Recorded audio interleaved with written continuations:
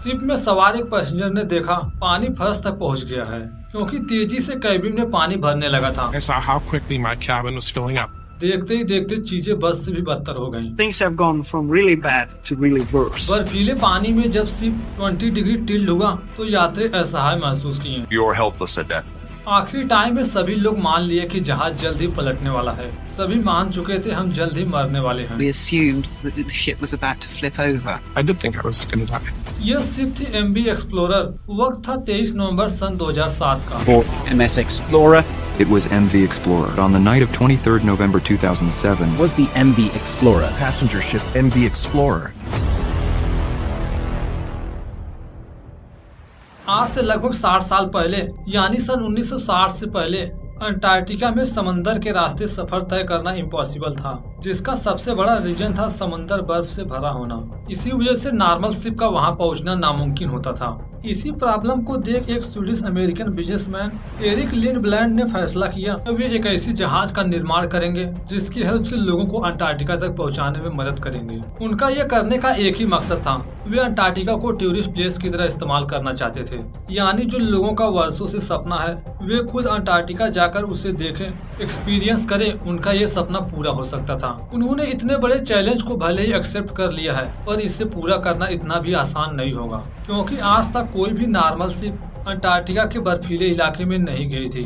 अगर कोई शिप को ले जाना भी चाहे तो वह नहीं ले जा सकता, क्योंकि उन्हें अंटार्कटिका पहुंचने से पहले कई इंच मोटी बर्फ की लेयर को तोड़ना होगा, जो नॉर्मल शिप ऐसा नहीं कर सकती थी। आगे वर्षों की मेहनत के बाद सन 1969 में लिंडब्लैंड एक्सप्लोरर नाम से एक शिप बनाई गई, जिसकी लंबाई थी 240 फीट, जबकि वजन है 2300 टन। पर आगे चलकर इस शिप के कई सारे ओनर हुए, यानी यह शिप बेचा गया था कई लोगों को। बेचने के साथ साथ कई बार उसका नाम भी चेंज किया गया। इसी तरह यह शिप 35 सालों तक लोगों को अंटार्कटिका घुमाने ले जाया करता था। इसी टाइम उसने लगभग 200 बार से भी ज्यादा अंटार्कटिका के अलग अलग हिस्से में जाने का खिताब हासिल कर लिया था। इसी तरह समय गुजरता रहा। फाइनली वक्त आ चुका है सन 2007 का। अब तक इस शिप का कई बार नाम चेंज हो चुका है, पर 2007 के टाइम इस शिप का नाम था MV एक्सप्लोरर। सन 2007 को नवंबर के मंथ शिप करीब 11 किलोमीटर की एक लंबी सफर के लिए निकलने वाली थी। यह शिप अपनी यात्रा शुरू करने वाली थी देश अर्जेंटीना के उसुस्वा से। फाइनली शिप 12 नवंबर सन 2007 को रवाना हुई। यहाँ कैप्टन का प्लान है ये उसुस्वा से होते हुए जाएंगे फाल्कन आइलैंड, जहां से वापस पहुंचेंगे साउथ जॉर्जिया, जहां से शिप एक और बार टर्न लेगी किंग जॉर्ज आइलैंड के लिए। Finally passenger ship MV explorer 11 दिनों की सफर के लिए निकल चुकी है। शिप में टोटल 91 पैसेंजर, 9 गाइड तथा 54 क्रू मेंबर शामिल थे, यानी शिप में मौजूद रहेंगे टोटल 154 लोग। इस टूर के लिए एक एक यात्रियों से $16,000 लिया गया था, जो आज के समय में इंडियन रुपीज में होगा लगभग 13.5 लाख रुपए। यह प्राइस थोड़ी सी भले ही ज्यादा थी, पर यह एडवेंचर उन टूरिस्ट के लिए होगा लाइफ टाइम।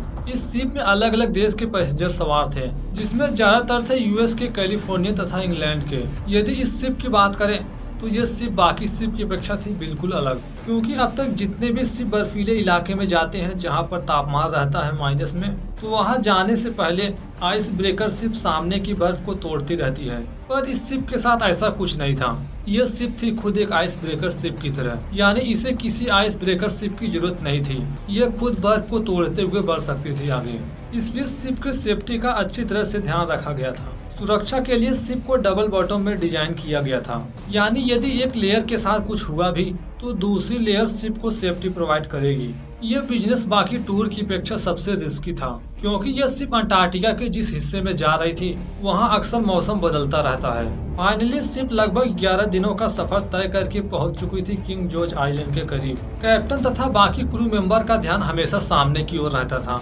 सारी जानकारी लेनी इसलिए जरूरी थी क्योंकि जो गलती 1912 में टाइटैनिक के साथ हुई थी, यही गलती MV एक्सप्लोरर के साथ न हो जाए। जैसा कि हमने बताया, जब से इस शिप का निर्माण हुआ था तब से लेकर यह शिप लगभग 200 बार से भी ज्यादा अंटार्कटिका में जा चुका है, लोगों को ले जा चुकी है अलग अलग हिस्सों में। इसी वजह से कैप्टन को यहाँ के एनवायरनमेंट के बारे में सब कुछ पता था। इसी वजह से कैप्टन ने इस बार फैसला किया हम एक नए रास्ते से आगे बढ़ेंगे जिससे जल्दी हो सके, क्योंकि पिछली बार भी वे उसी रास्ते से गए थे जहां पर बर्फ काफी थिन थी। शिप जैसे जैसे अंटार्कटिका के बर्फीले इलाके की तरफ बढ़ रहा था, सभी यात्री थे बहुत ही खुश। उन यात्रियों में से कुछ लोगों के पास पर्सनल कैमरे थे जो सारे नज़ारे को कैमरे में रिकॉर्ड करने लगे, क्योंकि आगे चलकर जो भी हमें MV एक्सप्लोरर के रियल फुटेज मिलेंगे ये यात्रियों द्वारा क्लिक किए गए पिक्चर ही होंगे।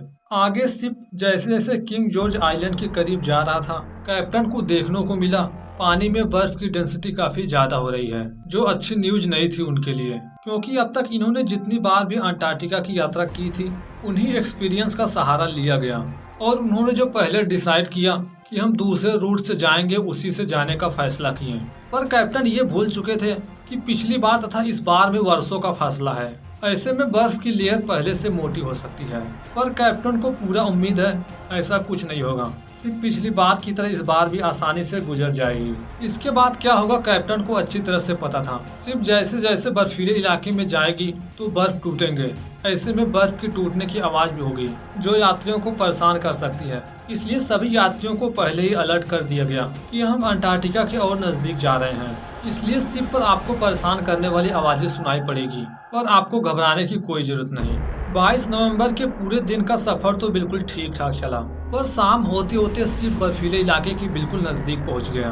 फाइनली अंधेरा होते ही सामने के लाइट्स को ऑन कर दिया गया ताकि सामने आने वाले आइसबर्ग आसानी से दिखाई पड़े। शिप के सभी क्रू मेंबर में सबसे ज्यादा एक्सपीरियंस थे कैप्टन ही, इसलिए कैप्टन ने जो कुछ भी कहा सभी क्रू मेंबर ने उसी को फॉलो किया। इस तरह शिप रात के अंधेरे में बर्फ को तोड़ता हुआ बढ़ रहा था आगे। अब तक कैप्टन ने जैसी उम्मीद की थी सारी चीजें है वैसी ही, प्रॉब्लम्स की कोई बात नहीं। इसी टाइम शिप में एक ऐसी लेडी थी जो ट्रिप को एंजॉय करने की बजाय सारे सीन को कैमरे में फिल्मा रही थी। आगे चलकर जब उससे सवाल किया गया तो उसने बताया MV एक्सप्लोरर शिप 13 से 14 किलोमीटर तक बर्फ को तोड़ता हुआ बढ़ रहा था आगे। पूरे टाइम शिप को देखकर ऐसा लग रहा था जैसे शिप समंदर के बीच नहीं बल्कि हो बर्फ के ऊपर, लेकिन जो यात्री सो रहे थे बाहर से आ रही आवाज उन्हें सोने नहीं दी।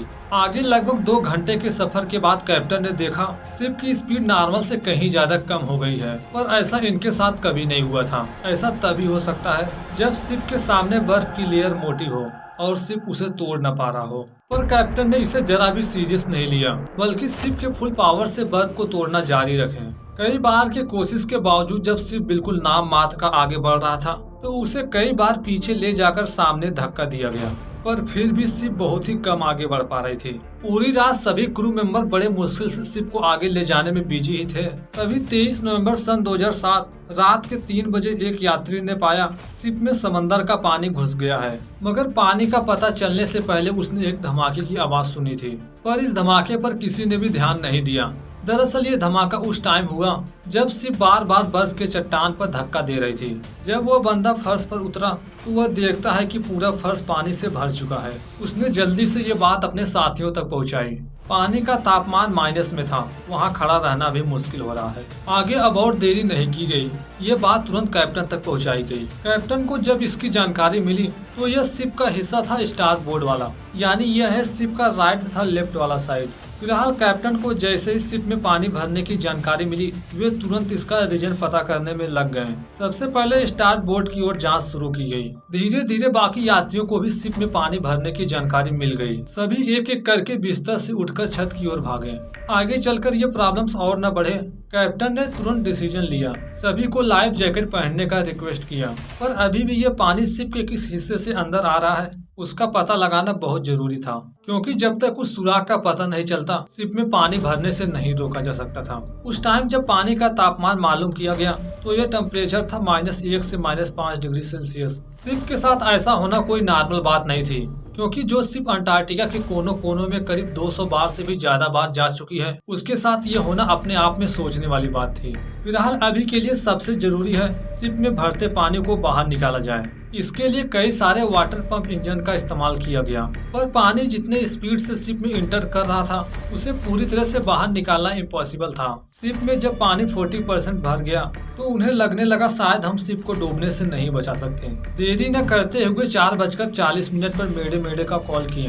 प्रीफेक्चुरा नेवर अर्जेंटीना और चिली नेवी सेंटर से संपर्क किए, जहां से उन्हें जानकारी मिली दोनों कंट्री के आइस ब्रेकर शिप को वहां पहुंचने में कई घंटों का समय लगेगा। हो सकता हो उन्हें पहुंचने में सुबह हो जाए।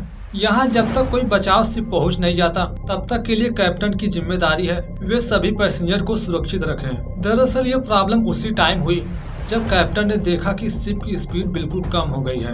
आगे स्पीड बढ़ाने के लिए पावर बढ़ाई। इसके बावजूद जब शिप आगे नहीं बढ़ा तो उसे बार बार पीछे ले जाकर सामने के आइसबर्ग से टक्कर मारी जा रही थी। इसी टक्कर के दौरान सामने एक बहुत बड़ा आइसबर्ग 2 टुकड़ों में अलग हो गया और ये दोनों आइसबर्ग इतने बड़े थे जो शिप के आगे बढ़ते ही उसके स्टार बोर्ड से जा टकराए। शिप तथा आइसबर्ग की टक्कर इतनी जोरदार थी कि शिप में एक बहुत बड़ा सुराख हो गया। रात होने की वजह से यह खबर जल्दी से कैप्टन तक नहीं पहुंच सकी। जब शिप में 20% पानी भर गया तब जाकर यह खबर कैप्टन को मिली।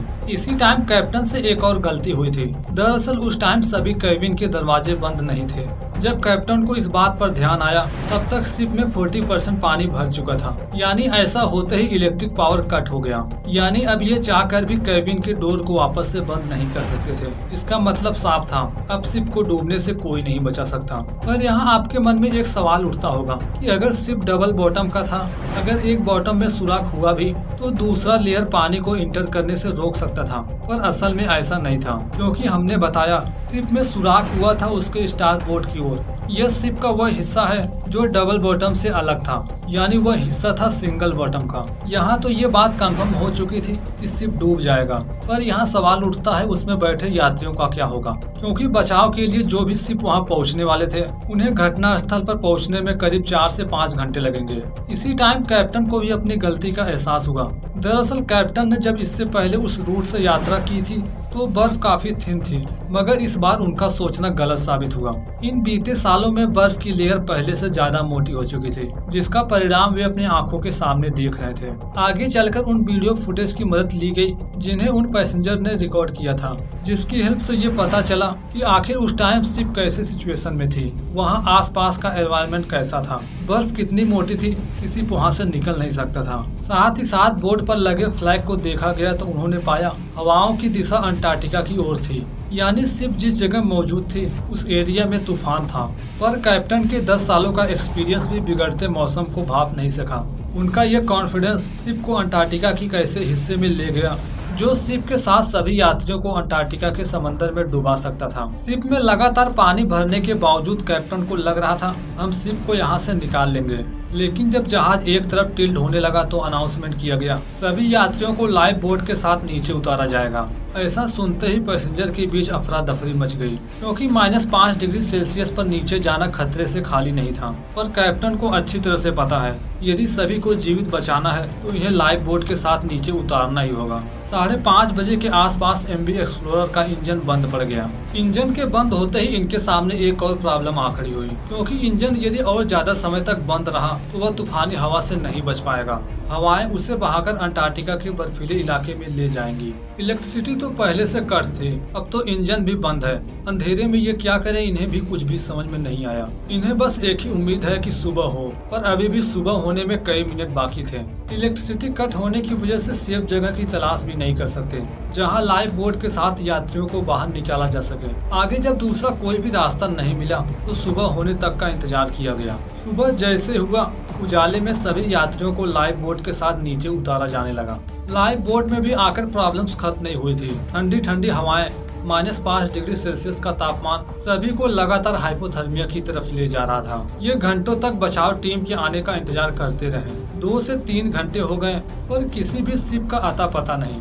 आगे लगभग 5 घंटे के इंतजार के बाद लगभग 10 बजे एक नॉर्वेजियन शिप घटना स्थल पर पहुंची। देरी न करते हुए सभी यात्रियों को शिप पर रेस्क्यू किया गया। आगे जांच के बाद पता चला जहां पर यह दुर्घटना हुआ वहां पर समंदर की गहराई 600 मीटर के करीब थी। वहां पर अगर कोई गलती से भी नीचे गिरता तो उसका जीवित बचना पॉसिबल नहीं था, जिसमें पहला तो गहराई था, दूसरा था माइनस में तापमान। आगे सभी यात्रियों को चिली के किंग जॉर्ज आइलैंड के दक्षिण साइड में ले जाया गया जहां मौजूद था फ्री मोंटालवा स्टेशन। वहां सभी पैसेंजर की हेल्थ वगैरह चेक की गई। हेल्थ वगैरह चेक करने के बाद इन्हें वापस चिली ही ले जाया गया।